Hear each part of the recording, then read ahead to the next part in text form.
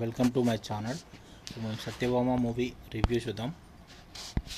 ఇంట్లో స్టార్టింగ్లో కాజల్ వచ్చేసి ఇక్కడ పోలీస్ క్యారెక్టర్ ఉంటుంది, వచ్చేసి ఐపీఎస్.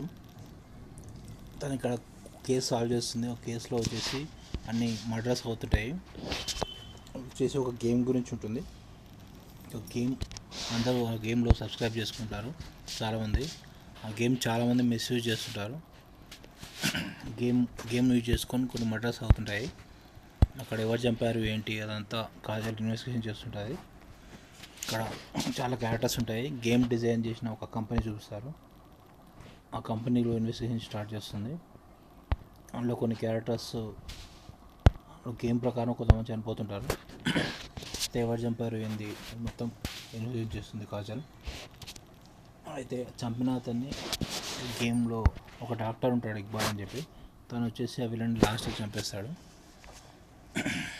మొత్తం లాస్ట్కి ఇన్వెస్టిగేషన్ చేస్తుంది కాజల్. టోటల్గా మూవీ వచ్చేసి పర్లేదు, యాక్టింగ్ కూడా బాగానే ఉంది. ప్రకాష్ రాజ్ వచ్చేసి ఇక్కడ డిఎస్పి.